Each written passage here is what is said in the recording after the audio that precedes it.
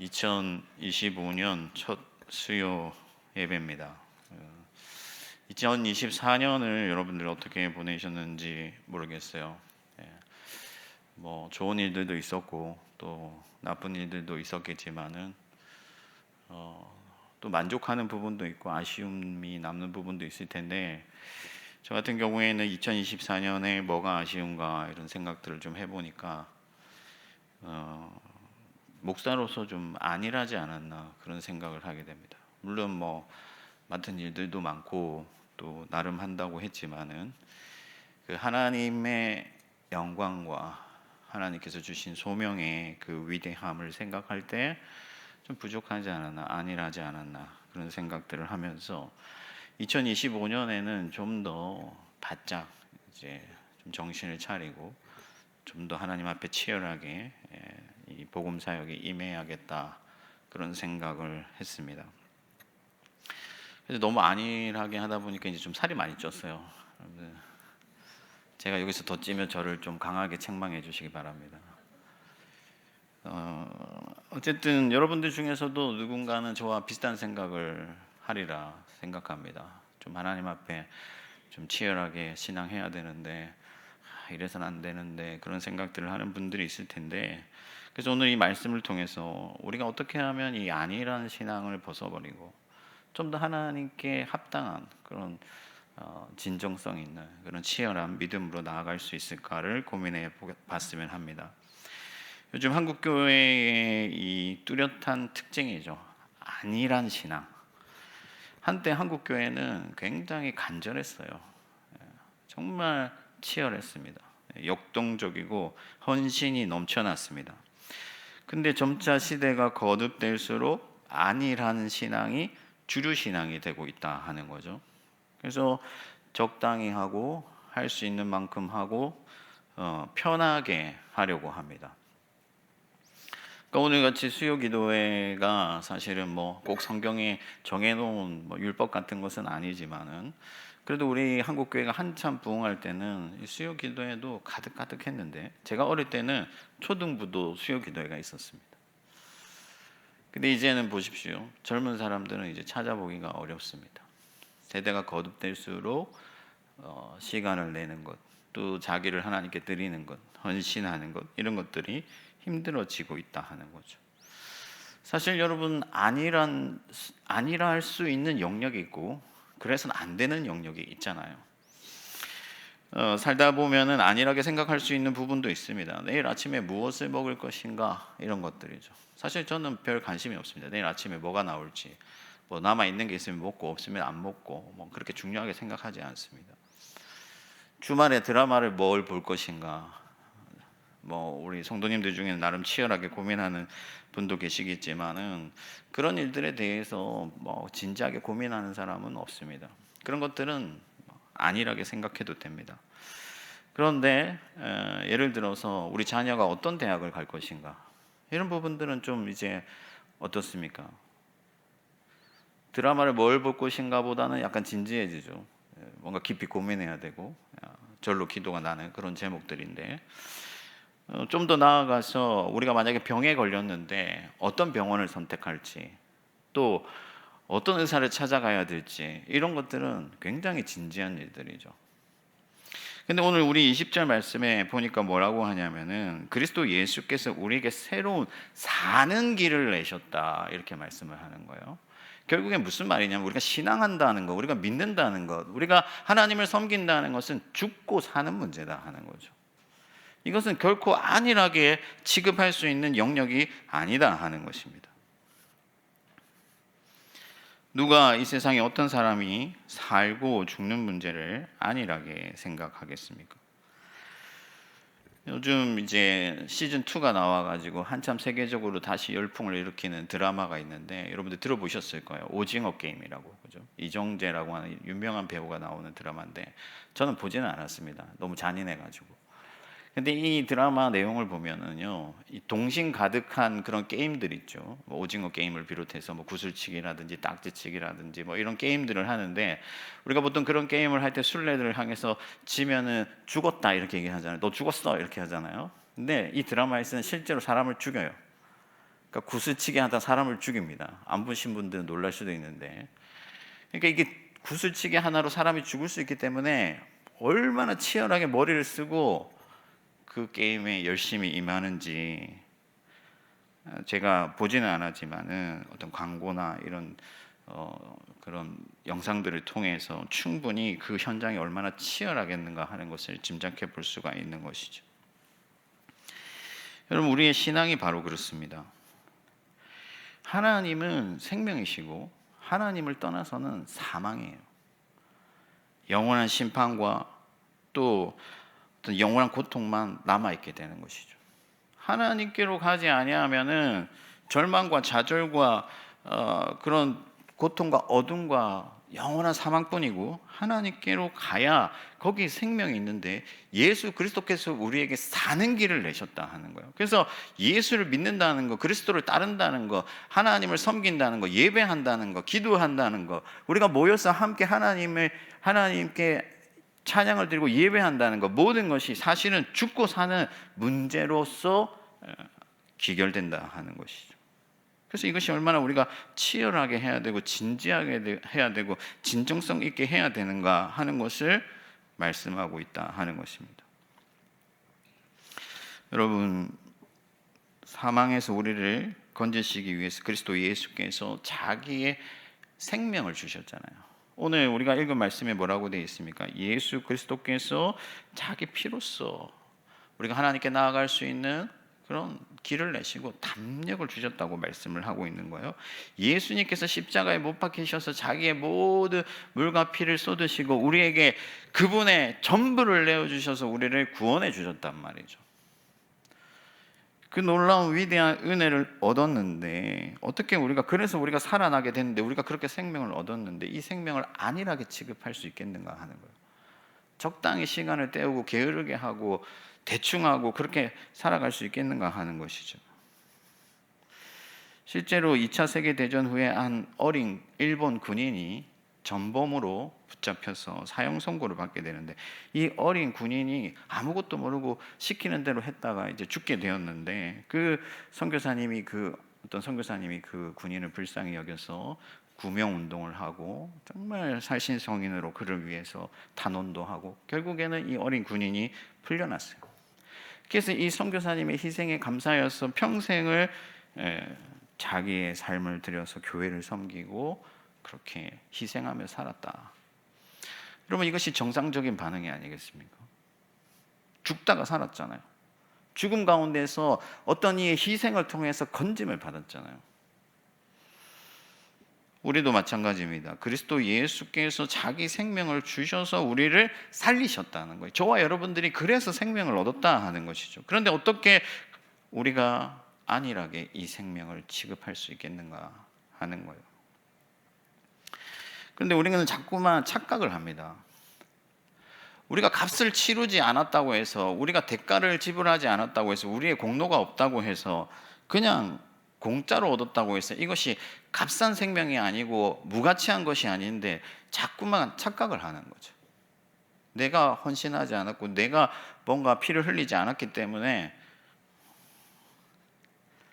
값싼 구원으로 착각을 하게 되는 것인데, 여러분, 우리가 우리의 구원에 대한 대가를 치르지 않은 것은 우리가 치를 수 있는 능력이 없기 때문이에요. 1만 달란트 빚진 자를 탕감해 줬다라는 어떤 성경의 비유가 있는데, 여러분, 1만 달란트라는 것은 개인이 갚을 수 있는 정도의 어떤 금액이 아니에요. 그래서 갚을 수 없기 때문에 용서해 준 것이죠. 여러분, 우리가 할 수 없기 때문에 너무나도 크고 너무나도 존귀한 어떤 희생이 필요했기 때문에 그리스도 예수께서 자기 피를 흘리신 것이지,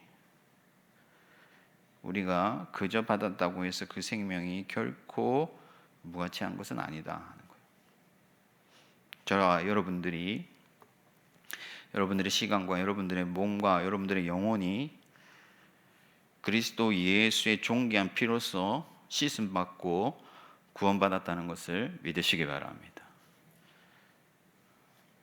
그래야 여러분, 여기서부터 우리가 이 생명을 존귀하게 여기게 되고 하나님께로 우리가 진지한 자세로 나아갈 수 있게 된다 하는 거예요.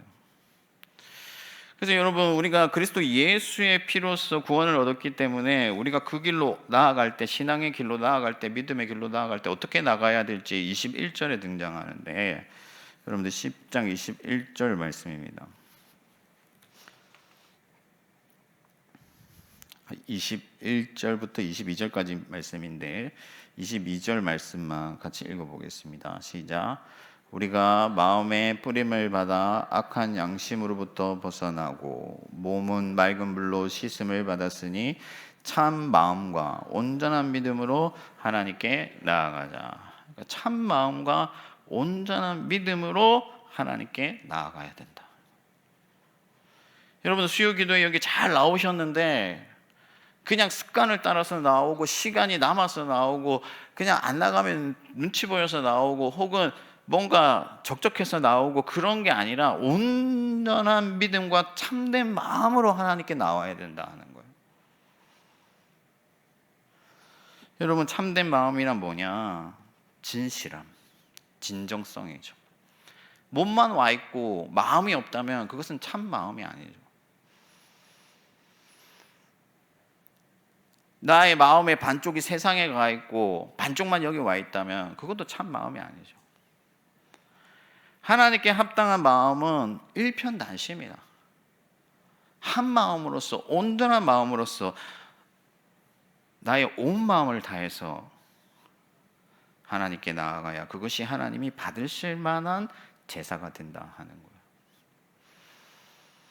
오늘 말씀해 보니까 마음의 뿌림을 받아 악에서 벗어났다. 뿌렸다는 것은 뭐냐면은 우리가 구약의 제사에 보면 제단 위에 이렇게 피를 뿌리잖아요. 그리스도 예수의 보혈을 우리 마음에 뿌림으로써 우리가 새 마음을 얻었고 이 마음이 그리스도 예수의 피로서 정결하게 되고 거룩하게 되고 하나님이 받으실 만한 온전한 어떤 그런 마음이 되었기 때문에 이 마음 전부를 하나님께 내어드려야 된다 하는 거예요.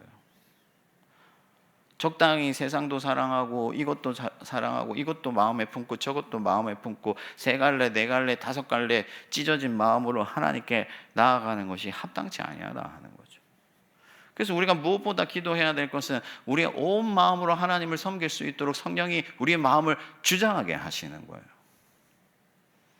그렇게 우리 마음이 하나님을 향할 때, 전심으로 하나님께 나아갈 때, 참 마음으로 하나님께 나아갈 때 하나님의 생명이, 하나님의 영광이, 하나님의 의가, 하나님의 나라가 그 마음으로부터 우리에게로 온다 하는 것이죠. 그러므로 여러분, 세상도 사랑하고 하나님도 사랑하는 그런 반쪽 마음이 아니라 날 위해서 자기 전부를 내어주신, 온 마음으로 나를 사랑하신 그 마음의 전부를 다해서 나를 품으시고 그 마음에 우리의 이름을 새기신 그 하나님을 참된 마음으로 갈망하고 사랑하고 쫓아가는 여러분들 되시기를 바랍니다. 여러분, 믿음도 온전한 믿음이어야 된다고 말씀하고 있는 거예요. 여러분, 믿음도 온전하지 않은 믿음이 있다. 그럼 온전하지 않은 믿음은 뭐냐? 부실한 믿음이다. 부실하다는 것은 쉽게 설명하면 확신이 없다 하는 거죠. 믿는다 하면서 진짜 믿는 게 아니고 완전히 믿는 게 아니고 강하게 믿고 굳게 믿고 결연하게 믿는 게 아니라 그냥 믿는 것 같아. 그 정도로서 하나님을 섬기는 자들이 있다 하는 거예요. 그러나 예수 그리스도께서 생명을 주시고 피를 흘리셔서 구원해낸 우리의 구원은 그 정도로 적당히 믿을 수 있는 그런 부실한 구원이 아니다 하는 거죠. 예수님은 우리를 완전하게 확실하게 구원해 내시기 위해서 자기 생명을 우리를 위해서 주셨다 하는 거예요. 그래서 그 어떤 것도 우리를 그리스도 예수 안에서 끊을 수가 없고 하나님의 손에서 우리를 빼앗을 자가 없고 누구든지 그리스도 예수의 피를 의지하여서 나아가면 하나님의 보좌 앞에 서게 되고 하나님께서 기뻐하시는 자로 의인으로서 받아주신다 하는 거예요. 이것을 우리가 온전히 확실히 믿어야 된다 하는 거죠. 그렇게 담대히 하나님을 믿고 하나님께로 나아가야 돼요. 이런 사람들의 특징은 뭐냐면 주저함이 없다는 거예요. 뒤를 돌아봄이 없고 세상을 기웃거리지 않는 것이죠. 왜냐하면 확실히 믿었기 때문에, 여기에 생명이 있고 여기에 참된 하나님이 계시고 영광과 권세와 나라와 의가 여기에 있다는 것을 믿기 때문에 담대히 결연하게 뒤도 돌아보지 아니하고 나아간다 하는 거예요. 그렇게 나아갈 때 하나님은 그 믿음을 보시고 그의 생명과 그의 구원을 우리에게 부어주신다 하는 거예요. 그래서 여러분, 우리의 믿음이 굳건하여질 수 있도록, 견고하여질 수 있도록, 온전한 믿음이 되도록 하나님 앞에 기도하고 간구하고 우리의 믿음을 돌아보고 점검하고, 구멍 숭숭 뚫린 그런 믿음이 아니라 주님께서 성령 안에서 우리에게 확실히 부어주시는 그 믿음을 가지고 하나님께로 나아가야 된다 하는 것이죠. 근데 여러분, 이 온전한 믿음과 참된 마음으로 나아갈 때 놀랍게도 하나님께서는 교회에 대해서 말씀을 하시는데, 이 온전한 믿음과 참된 마음을 흔들리지 않고 빼앗기지 않고 굳게 지켜나가기 위해서 서로 사랑과 선행을 격려하며 모이기를 피하지 말라. 그러니까 사랑과 선행을 격려하는 모임이라는 것이 뭐냐면 바로 교회인 거죠. 교회를 사모하고 교회로서 우리가 이 땅에 존재해야 된다 하는 겁니다.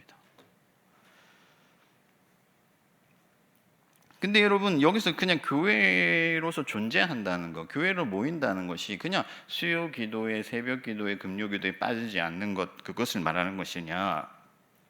그렇진 않다 하는 거죠.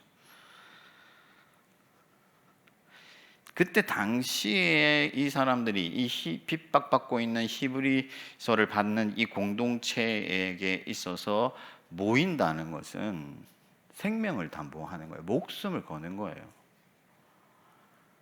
자기가 손해볼 것을 감수하는 것이고, 직장을 잃을 것을 감수하는 것이고, 사회적 지위를 포기하는 것이고, 잘 먹고 잘 사는 길을 내려놓는 거예요. 무엇보다 이것이 더 귀하다 하는 거죠. 하나님의 생명을 존귀하게 여기고 성령의 교통을 사모하면서 하나님의 임재를 기대하면서 성령께서 우리 안에서 일으키실 그 놀라운 일들을 기대하면서 서로 함께 한 마음이 되고 하나님을 예배하고 자기를 내어주고 희생하고 섬기고 사랑하고 돌보고, 그렇게 목숨만큼이나 하나님의 나라와 교회를 사모했다 하는 거예요. 그것이 바로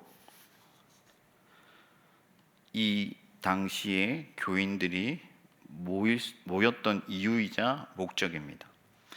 여러분, 여기 수요기도에 참여한 것은 너무 잘한 일이지만은 나온 것만으로는 부족하죠. 하나님에 대한 갈망이 있어야 되고, 하나님에 대한 진지함이 있어야 되고, 하나님에 대한 기대와 그분이 우리에게 주신 그 사명에 대한 어떤 헌신을 하고자 하는 그런 각오와 정말 우리 안에 어떤 그런 성령께서 주시는 그런 마음을 품고 이곳에 나와서 서로 사랑하고 서로 격려하고 또 하나님의 말씀으로 하나 되고, 그렇게 할 때 우리는 이기는 자가 되고 하나님의 영광에 참여하는 자가 되고 예수 그리스도의 생명에 합당한 자가 될 줄 믿습니다. 그런데 성경을 보면요, 교회 안에 모이기를 피하는 자들이 있다고 해요. 그럼 이 사람들은 왜 모이기를 피하느냐? 여러분, 당시에 제가 말씀드렸지만 모인다는 것은 손해를 감수해야 돼요. 그래서 이 사람들은 나름의 사는 길을 찾는 거죠. 그게 뭐냐? 모이지 않는 거예요. 굳이 모일 필요가 있겠는가 하는 거죠. 그래서 편안한 길, 사는 길, 나름 세상에서 타협하면서 살 수 있는 그런 길을 모색하는 거예요. 모이지 않고도 그리스도를 섬길 수 있지 않는가? 여러분, 단지 모이고 안 모이고의 문제가 아니라 우리 신앙의 방향성을 말하는 거예요. 하나님을 위해서 목숨을 걸고서라도 하나님께서 기뻐하시는 그 길로 나아가느냐, 아니면 적당히 세상에서 사는 길을 모색하면서 피해가느냐 하는 거예요. 현대에도 마찬가지입니다, 여러분. 요즘 교회로 나온다고 잡아가는 사람 있습니까? 뭐 체포당할 일이 있습니까? 아무것도 아닌데도 왜 모이지 못하느냐? 세상에서 살아남기 위해서 그런 거죠. 또 나의 어떤 그런 편안함과 나의 어떤 그런 게으름을 합당하게 여기면서 그렇게 나의 안락함을 추구하면서 사는 것이죠. 그러나 여러분, 그 길에는 결국에는 망하는 길뿐이다. 사는 길이 오직 그리스도께 있음을 믿으시기 바랍니다. 세상에는 사는 길이 없어요. 세상에서 여러분 좋은 대학에 간들, 뭐 좋은 직장에 들어간들, 좋은 아파트를 산들, 거기에 사는 길이 있느냐? 없어요. 거기에는 생명이 없다. 어디에 생명이 있느냐? 휘장을 지나가야 되는데 이 휘장은 예수 그리스도시다. 예수 그리스도만이 우리의 살 길인 것을 믿으시기 바랍니다. 좋은 대학 보내고 좋은 직장 들어가도 예수를 잃으면은 다 잃은 거예요. 예수가 곧 길이요 진리요 생명인 것이죠. 그러면 어떻게 해야 되느냐? 그날이 가까움을 볼수록, 그러니까 우선은 여러분, 우리가 그날이 가깝다는 것을 봐야 됩니다. 이게 마지막 말씀인데 무슨 말이냐면은, 우리가 이 땅에서 모이기를 피하는 자들의 습관을 따르지 아니하고 계속해서 하나님을 사모하며 갈망하면서 모여서 참믿음과 온전한 마음으로 하나님을 섬기려고 한다면은 그날이 가깝다는 것을 우리가 봐야 된다는 거죠. 그러면 여러분, 그날이라는 것은 하나님의 나라가 도래하는 날이고 예수 그리스도께서 다시 오셔서 세상을 심판하시는 날인데, 그날이 눈에 보이지 아니하는데 어떻게 우리가 볼 수 있느냐? 믿음으로 보는 것이죠. 초대교인들이 박해를 당하고 잡혀가고 멸시를 당하고 조롱을 당하고 세상에서 따돌림을 당해도 왜 서로 모이기를 힘쓰고 서로 사랑하고 그렇게 예배하며 살았느냐? 주님 다시 오시는 날에 대한 믿음과 소망을 간직한 채 그날을 간절히 기다리면서 그날을 가깝게 눈앞에 두고 살았다 하는 거예요. 여러분, 그날이 가깝다는 것은 단순히 예수님이 십자가에 못 박히시고 2000년이 지났냐 3000년이 지났냐 이런 시간적 개념을 말하는 것이 아니라, 믿음으로써 얼마나 그 나라에 대한 믿음으로써 그 나라를 얼마나 가깝게 우리가 인식하고 우리 마음에 간직하고 있느냐 하는 문제다 하는 것이죠. 영원한 소유가 여러분들의 것임을 믿으시기 바랍니다. 하나님의 나라에 우리가 이르게 되고 그 나라에서 하나님께서 우리를 맞아주시고 영접해 주시고 부어주실 상급이 있고 하나님의 영광에 참여하게 되는 것을 온전히 믿으시기 바랍니다. 그래야 여러분, 이 세상에서 여러분 당장 눈앞에 보이는 좋은 것들로부터 우리가 우리의 시선을 돌리고 믿음으로 전진하기 위해서, 사는 길로 나아가기 위해서는 그 나라가 가깝다는 것을 늘 믿음으로 인식하며 살아야 된다 하는 것이죠. 말씀을 정리하겠습니다. 여러분, 우리 모임은, 우리 교회는, 우리 공동체는 단순히 출석 도장 찍고 오늘 몇 명 나왔냐 하는 게 아니에요. 사느냐 죽느냐 하는 거예요. 우리가 여기 모여서 예배하는 것, 우리가 여기서 말씀 듣는 것, 우리가 여기서 기도하는 것, 사느냐 죽느냐 문제, 생명이 있느냐 없느냐 하는 문제죠. 그러니까 단순히 참여하고 출석하는 게 아니라 우리의 참 마음과 온전한 믿음을 담아서 하나님을 갈망하며 나와야 된다는 거예요. 그리고 게으르고 아니라고 또 나의 편리를 쫓고 세상에서 사는 길을 쫓아서 모이기를 피하는 것이 아니라 오직 그날이 가깝다는 것을 믿음으로 바라보면서 다시 오실 주님을 기다리면서 거룩한 신부로 하나님의 나라를 예비하는 자로 살아가야 된다. 저와 여러분들이 이 믿음을 간직한 채 주님 다시 오시는 날까지 끝까지 힘써 싸우며 승리하는 저와 여러분들 되기를 주님의 이름으로 축원합니다.